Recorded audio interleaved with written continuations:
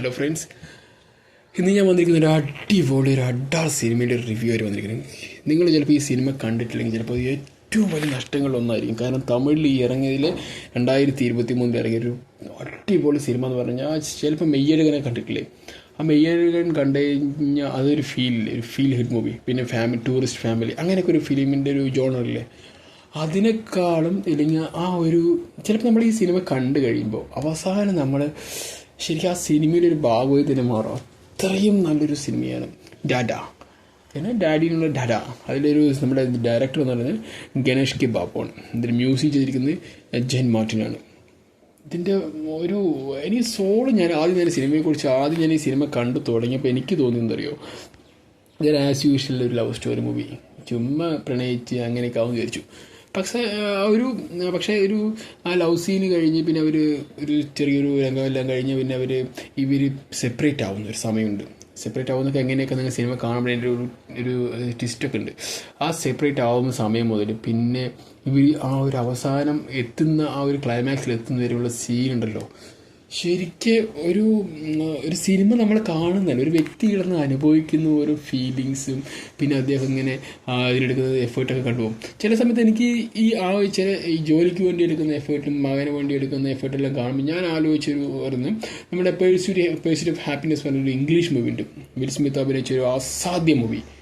അതിൻ്റെ ഒരു ചെറിയൊരു റെഫറൻസ് എനിക്ക് വന്നിട്ടുണ്ട്. പക്ഷേ അത് ഒരിക്കലും തന്നെ മോശം രീതിയിലല്ല. കാരണം ആ എഫേർട്ട് എടുത്ത് ഫെയിലാവുന്നു. പക്ഷേ അവിടെല്ലാം ഫെയിലാവുന്നതിന് അദ്ദേഹത്തിൻ്റെ എഫേർട്ട് കൊണ്ടൊക്കെയാണ്.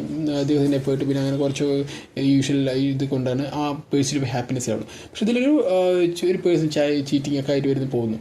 അവസാനം ഈ സിനിമയിലൊരു സോൾ ഉണ്ടല്ലോ, നമ്മളങ്ങോട്ട് പിടിച്ചിരുത്തി ഇങ്ങനെ എന്താ പറയുക, നമ്മൾ ശരിക്കും ഈ അവസാന നിമിഷം നമ്മൾ ശരിക്കും ഒരു നിമിഷം നിങ്ങൾ കണ്ണ് നിറയും. കാരണം നമ്മളൊരു എമ്പതിയാന്ന് പറയില്ല. നമ്മളിപ്പോൾ നാഗവല്ലി ഈ ആവുന്നത് ചിലപ്പോൾ ശോഭന ഗംഗ നാഗവല്ലി ആവുന്നത് എങ്ങനെ ഉണ്ടാകും, സിമ്പതി കണ്ടതൊരു എമ്പതിയെ മാറുമ്പോഴാണ് നാഗവല്ലിയെ മാറുന്നത് എന്നതുപോലെ ഈ സിനിമ നമ്മൾ കണ്ടു കഴിയുമ്പോൾ അവസാന നിമിഷം നമ്മൾ എന്തറിയോ, ഈ സിനിമയുടെ ഒരു സോളിലേക്ക് നമ്മൾ അറിയാതോ നമ്മൾ കാലിടറി വീഴും.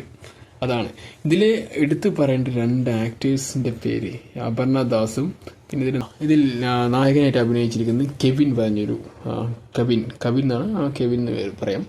അദ്ദേഹം ഒരു മെച്യൂർ എന്ന് പറഞ്ഞാൽ പക്കാ മെച്യൂർ ആ ക്യാരക്ടർ ചെയ്യും. ചിലപ്പോൾ ഇത്രയും മെച്യൂരിറ്റി ആയിട്ടുള്ള ഒരാൾ ചിലപ്പോൾ അദ്ദേഹം തന്നെയാണ്. നമുക്ക് സിനിമ കണ്ടു കഴിഞ്ഞാൽ തോന്നും ചിലപ്പോൾ ഇതിനേക്കാളും ബെസ്റ്റ് എനിക്ക് ഇദ്ദേഹം അല്ലെങ്കിൽ ഈ സിനിമ ചെയ്യാൻ പറ്റിയ വേറൊരു വ്യക്തി എന്ന് എനിക്ക് തോന്നിയത് ബ്ലൂ സ്റ്റാർ പറഞ്ഞ സിനിമയിലൊരു നായകനുണ്ട്.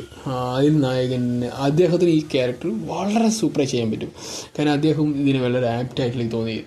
കാരണം ഒരു സാധനം സിനിമ ഡാറ്റ എന്ന് പറഞ്ഞത്. കാരണം ഈ മകനും അച്ഛനും ആയിട്ടുള്ള കോമ്പിനേഷൻ സീൻസൊക്കെ ശരിക്കും ഭയങ്കര രസമാണ്. പിന്നെ അതിന് ഫ്രണ്ട്ഷിപ്പോ ആയിട്ടൊരു സീൻസൊക്കെ ഉണ്ട്, അത് നല്ല ക്യൂട്ടാണ്. പിന്നെ ഒരു കൊലീഗ്സിൻ്റെ ഒരു ഇൻ്റർവെൻഷൻസ് ഒക്കെ വരുമ്പോൾ നല്ല നമുക്ക് തന്നെ ബോർ അടുപ്പിക്കില്ല. കാരണം അത്രമാത്രം ഫീൽ ഗുഡ് എന്ന് പറഞ്ഞാൽ ആ ഒരു ഫീൽ ഉണ്ടല്ലോ, നമ്മളുടെ ഇങ്ങനെ ഇഞ്ചക്ട് ചെയ്തിട്ട് ഇത് ഇഞ്ചക്ട് ചെയ്യുക. നമ്മൾ സാധാരണ ഇഞ്ചക്ട് ചെയ്യപ്പെടുകയാണ്, ഇതിൽ നമ്മൾ ഇഞ്ചക്ട് ചെയ്യണം. അങ്ങനെ വീണ്ടും ആ ഒരു ഫീലിലേക്ക് നമ്മളെ കൊണ്ടെത്തിക്കും ഈ സിനിമ.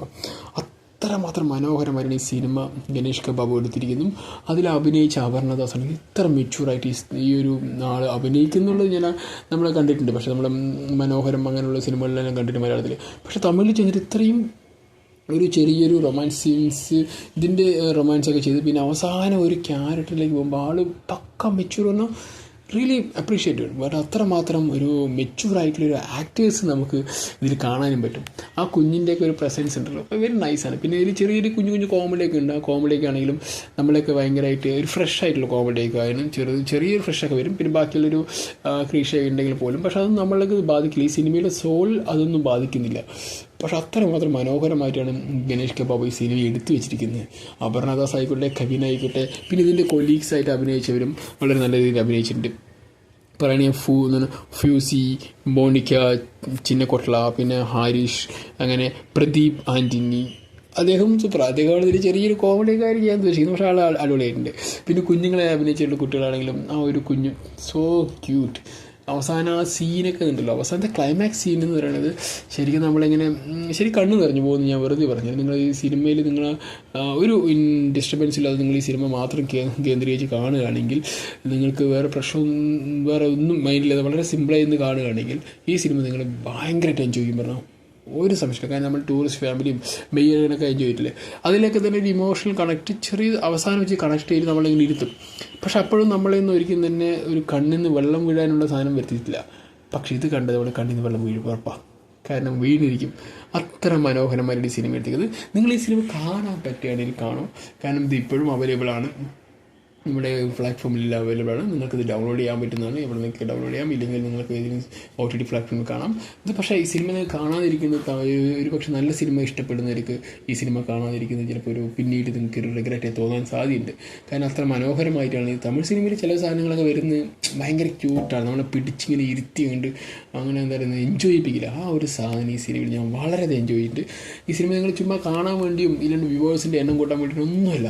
ഞാൻ ഏറ്റവും കൂടുതൽ സിനിമ എൻജോയ് ചെയ്തത് ഈ ഒരു ദിവസം എൻജോയ് ചെയ്തൊരു മൂവിയും കൂടിയാണ്.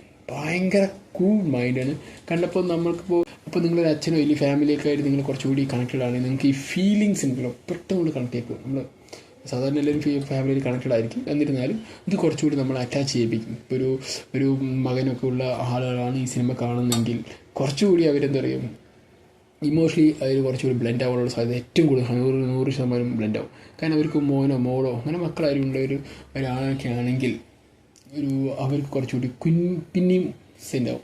അത്രമാത്രം ഒരു ക്യൂട്ട് മൂവിയാണ്. നിങ്ങൾ ഈ സിനിമ കണ്ട് നിങ്ങൾ എൻജോയ് ചെയ്യൂ, അതേ ഞാൻ പറയുന്നുള്ളൂ. വളരെ മനോഹരമായ മൂവിയാണ്. ആദ്യം ഒരു 10-20 മിനിറ്റ് നിങ്ങൾക്ക് ചിലപ്പോൾ ഒന്നും ബോറാവുന്നില്ല. ആ ഒരു ക്ലീഷേ ലവ് സ്റ്റോറി എല്ലാം തോന്നിപ്പോവും. പക്ഷേ ആ ഒരു 20 മിനിറ്റ് കഴിഞ്ഞ ശേഷം 20-25 മിനിറ്റ് കഴിഞ്ഞ ശേഷം ആ സിനിമൻ്റെ വേറൊരു മൂഡിലേക്ക് പോകുന്നുണ്ട്. അത് നിങ്ങളെ ഏറ്റവും അധികം പിടിച്ചിരുത്തുന്ന ഒരു മൂഡായിരിക്കും. അതിനുശേഷം നിങ്ങൾ ആ സിനിമയിൽ പിന്നെ ആ സിനിമ അങ്ങനെ അതിലേക്ക് നമ്മൾ അലിഞ്ഞു പോകും. അതാണ് ആ സിനിമയുടെ ഒരു പ്രത്യേകത. ഡാഡ വളരെ ഫാന്റാസ്റ്റിക് മൂവിയാണ്. എന്തായാലും ഇത്രയും മനോഹരമായ സിനിമ എടുത്തതിന് ഗണേഷ് കെ ബാബുവിന് big salute. Thank you. Bye. See U.